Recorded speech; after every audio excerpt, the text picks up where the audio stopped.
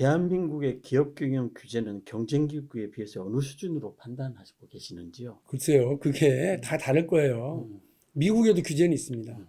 그리고 이른바 독점과 시장 경쟁과 관련된 규제는 미국이 제일 세요. 저 마이크로소프트 같은 경우도 엄청나게 독과점 관련 규정을 두드려 맞았고, 최근에 빅테크들도 그 미국의 한 40여 개 주의 주 검찰총장들의 모임에서도, 그리고 미국 법무부 장관 트럼프 정부 시대에 그런 거예요. 법무부 장관들이 반독점법으로 기소도 하고 그런 거 아니겠습니까? 그러니까 미국보다 우리가 더 규제가 약하다, 많다 이렇게 얘기할 수는 없어요. 그러니까 그 나라의 경제 상황과 조건에 따라 다 다른 거는 같아요. 다만 대한민국 정부가 계속해서 이재명 정부가 힘을 기울이려고 그러는 건 두 가지 방향이에요. 하나는 낡은 규제는 빨리빨리 없애자. 이거를 끌고 갈 필요는 없다. 이 빨리빨리 없애는 거는 우리가 누구보다 빨리 해보자라고 하는 의지가 분명하고요. 또 하나는 규제는 또 다른 이름이 가이드예요. 안전하게 가이드라인을 설치하는 거거든요. 신산업, 혁신성장 산업, 첨단 산업에서는 이 가이드를 잘 설정해 주는 게 오히려 중요하거든요. 가이드가 아예 없어가지고 산업 성장에 저해하거나 플레이어들이 뭐 이렇게 좀 멈칫멈칫하거나 이런 경우들이 많기 때문에 그렇습니다. 특히나 뭐 바이오, 그다음에 뭐 자율주행, 뭐 AI, 그다음에 재생에너지 이런 데서는 우리 기술은 있는데 어떻게 적용해야 돼? 그럴 때 이 가이드를 잘 만들어주는 게 중요하니까요. 얼마나 경쟁 국가보다 규제가 많냐 적냐 뭐 이런 것보다는 우리의 기준은 다른 나라에선 되는데 우리나라에서 왜 안 돼? 이 질문을 가지고 늘 규제 문제 관련해서 접근하겠습니다. 이재명 정부는 규제의 구조 개혁을 추진하고 있습니다. 핵심 가치와 목표는 무엇입니까? 이재명 정부의 규제 정책은 기업의 성장을 도모하고요. 국민의 편익을 높이는 방향이에요. 조금 더 그랜드하게 이 지금 시점을 바라본다고 그러면 저는 이재명 정부가 역사의 길이 남을 규제 합리화의 고속도로를 깔고 있다 이렇게 봅니다. 혁신의 고속도로를 깔고 있다고 봐요. 과거에 대한민국에는 두 개의 고속도로가 있었어요. 68년도에 박정희 정부가 시작한 경부고속도로가 있고요. 98년도에 김대중 정부가 시작한 초고속 인터넷 고속도로가 있었어요. 경부고속도로는 대한민국의 산업화를 열었고요. 그 초고속 인터넷 고속도로는 대한민국이 정보화 대국이 될 수 있도록 길을 열었어요. 둘 다 국민적 저항과 반대가 있었어요. 정치적인 논란도 많았어요. 이 길을 지금 뚫어 가려고 해요. 근데 이 김대중 대통령이 그랬잖아요. 산업화는 가장 늦은 나라지만 정보화는 가장 빠른 나라로 이렇게 하는 거거든요. 대한민국이 그 혁신 성장의 길에서 뒤처지지 않으려면 모든 규제를 합리적으로 풀어내지 못하면 안 된다. 통으로 풀어야 된다. 그리고 낡은 건 다 드러낼 수 있는 용기와 결단력이 필요하다. 그거를 제가 고속도로로 표현을 한 건데요. 예산도 엄청 많이 들어갈 거예요. 그리고 논란이 많지만 그거를 잘 수습하고 나가야 될 거예요. 그 길에 합리화위원회가 여러 역할이 많을 거거든요. 경부고속도로 깔 때는요. 대한민국 정부의 예산이 2,400억이었어요. 근데 그 중에 500억을 경부고속도로의 건설 비용으로 투자하겠다고 그랬거든요. 김대중 정부가 초고속 인터넷 고속도로를 깐다고 할 때 대한민국 정부의 그 예산 규모가 73조 8천억 원인가 그랬어요. 근데 김대중 정부가 향후 10년 동안 10조를 여기다가 투입하겠다고 하는 결정을 하고 국민들이 발표를 해요.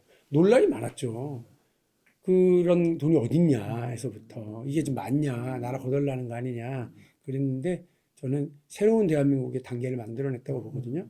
지금 이재명 정부가 대한민국의 새로운 단계, 추격국가에서 완벽한 선도국가로의 전환, 그걸 좀 하고 있는 중이라고 봅니다. 예, 과거 역대 정부도 이런 규제 개혁을 많이 추진했습니다. 근데 성과는 그렇게 크지 않았다는 평가가 적지 않습니다. 규제 합리화가 이렇게 성과를 거두려면 어떤 게 필요하다고 보십니까? 기본적으로 대통령이 이런 문제와 관련해서 자신의 철학과 방향을 가지고 있어야 되는 거거든요. 그러니까 그냥 단순히 규제제도를 좀 없애겠습니다라고 하는 정도. 그래서 그냥 손톱 밑가시 전봇대 규제라고 하는 워딩을 좀 만들어내는 걸로 하고 임기 중에 한 번 정도 회의하는 걸로 그치는 방식이어서는 안 되겠죠. 대통령은 지금 아까 말씀드린 AI와 뭐 자율주행, 로봇, 바이오, 재생에너지 이 5개 분야에서 메가특구 전략을 가지고 있거든요. 이 메가특구 전략을 위해서 메가특구 특별법도 만들고 이걸 바탕으로 밀고 나가려고 하는 계획과 의지를 지금 우리가 가지고 있는 거거든요.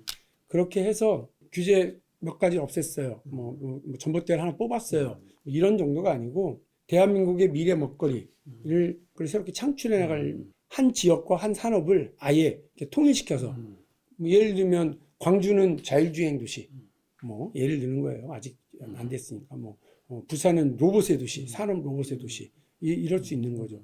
그렇게 해서 그냥 통으로 그것들 드러내려고 하는 거거든요. 여기에 되게 중요한 게 뭐냐면 과거의 성장 산업들은 제조업들은 공단을 하나 만들고 그 공단의 산업용수와 전력을 잘 연결하고 도로와 통신망 등을 잘 연결해서 뭐 만들어지면 수출을 잘할 수 있도록 만들어지는 거거든요. 근데 지금의 첨단 산업들, 로봇 산업이라든지 바이오라든지 자율주행 차량이라든지 이런 거는 다 실증을 해야 돼요. 아무도 안 달리는 사막의 고속도로를 열심히 잘 달리는 게 자율주행 실증이 아니잖아요. 로봇이 우리 주변으로 들어온다고 생각해 보세요. 로봇이 개를 산책시켜요. 로봇이 커피도 배달하고 음식도 배달하기 시작해요. 그렇게 되면 뭐가 가장 문제겠습니까? 인도로 그 로봇이 다닐 수 있어요, 없어요? 지금 못 다녀요. 이런 게 다 규제예요, 지금. 법들로 안 되게 되어 있거든요. 이걸 통으로 다 드러내서 광주에서는 이게 다 돼. 부산에서는 이게 다 돼. 뭐 이런 걸 만들겠다는 거예요. 이 기존에 없는 방식이잖아요. 그 플레이어인 기업들이 마음껏 뛰어놀 수 있고 실증하고 비즈니스 전략을 세울 수 있어야 되는 거죠. 기술을 그냥 실증 단계 수준으로 끝나는 게 아니라 그걸 적용시켜서 어떻게 이 산업을 끌고 나갈 거냐. 이게 되게 핵심이거든요. 메가 특구 전략을 그랜드하게 지금 가져가고 있고 대통령이 머릿속에 그게 딱 지금 있어요. 그래서 아주 기대도 크고 대통령이 이걸 끌고 나가겠고 점검 계속하겠다고 하는 그 의지를 가지고 계시더라고요. 제임즈 혹시 개인적으로 이것만은 꼭 해보겠다. 규제 합리화 1호. 저는 뭐 이재명 대통령 구상을 성공시키는 게 중요하다고 봐요. 제가 정치인 출신이니까 메가특구 특별법이 만들어지거나 이렇게 하면 그 만들어진 과정에서 국회에 가서 잘 설명하는 거, 이해관계자들의 우려와 걱정을 비판을 잘 불식시키고 갈등을 조정해내는 쪽의 역할을 좀 하려고 그래요. 야구로 표현하면 감독 지시에 따라서 뱃을 짧게 잡고 내 안타에 집중할 수도 혹은 번트를 대고 보내기 작전에 내가 번트를 댈 수도 있다 이렇게 생각을 합니다. 홈런 쳐서 이름 날리겠다는 생각은 없어요. 이 대통령은 원칙 허용, 예외 금지라는 네거티브 규제로의 전환을 선언하셨습니다. 근데 이게 이렇게 하려면 공무원들이 특히 소국 행정 문화를 바꿔야 되는데 이게 유인책이 좀 필요할 것 같은데 어떤 구체적인 방안이 있을까요? 그러니까 뭐 일단 네거티브 규제라고 하는 게 안 돼라고 하는 걸 정하고 나머지는 한번 해봐 이렇게 하는 거거든요. 지금 미국이 그렇게 하는 것 같아요. 그래서 웨이모가 2,000대 차량이 캘리포니아에 풀렸는데 막 다니거든요.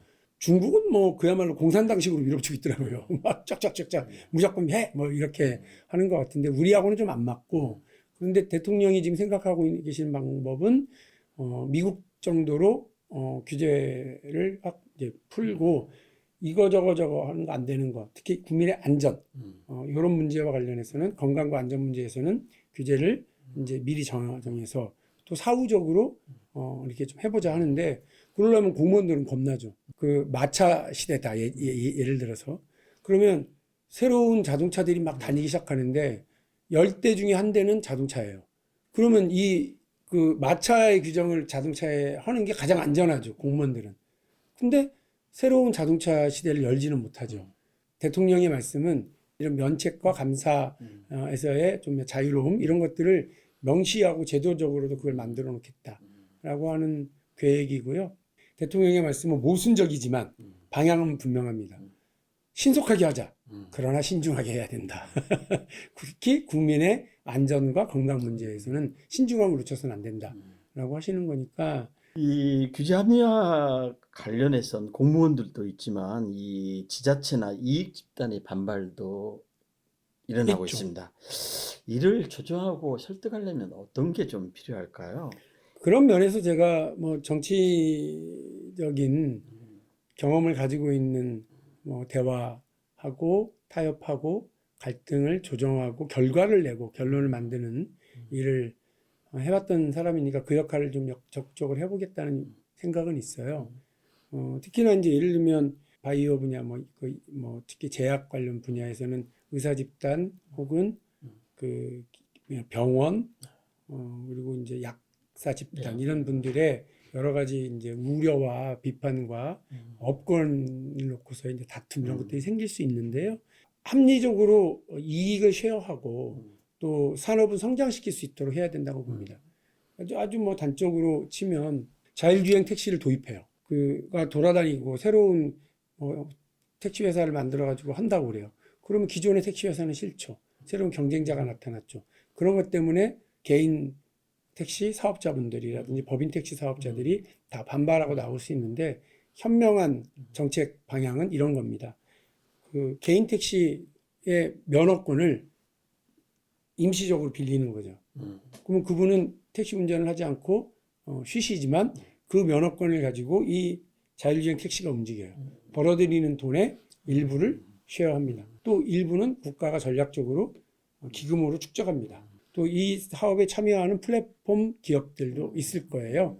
거기에 다 일부 얼마씩 기금을 형성하는 데 하고 이렇게 해서 법인 택시 대수를 축소하는 데 그 비용을 쓰고 또 개인 택시 면허권을 매입해서 소각하는 데 쓰고 혹은 개인 택시 면허를 아예 이 자율주행 택시 로봇 택시들이 받아가지고 할 수 있도록 하는 거면 이걸 만들어서 합의를 만들어내는 게 누가 하겠습니까? 정치권에서 해야 돼요. 과거 재벌 저격수로 불리셨는데 네. 기업 활성화를 위한 규제합리화위원회의 부위원장직을 맡게 된 계기가 좀 있으셨습니까? 실제로는 저는 반기업주의자가 아니에요. 기업의 오너들이 혹은 경영주들이 시장에서 반칙하면 되겠습니까? 그러나 기업이 시장에서 마음껏 뛰어놀 수 있도록 하는 거, 대한민국 기업들이 글로벌 경쟁력을 확보하도록 하는 거에는 제가 그걸 반대할 리가 없죠. 오히려 더 도와줘야죠. 그래서 박용진의 그 어떤 반칙과 특권에 대한 비판 정신은 글로벌 경쟁력을 갖출 수 있도록 하기 위한 또 혁신의 그 생태계를 만들어내기 위한 친기업주의와 똑같은 말이에요.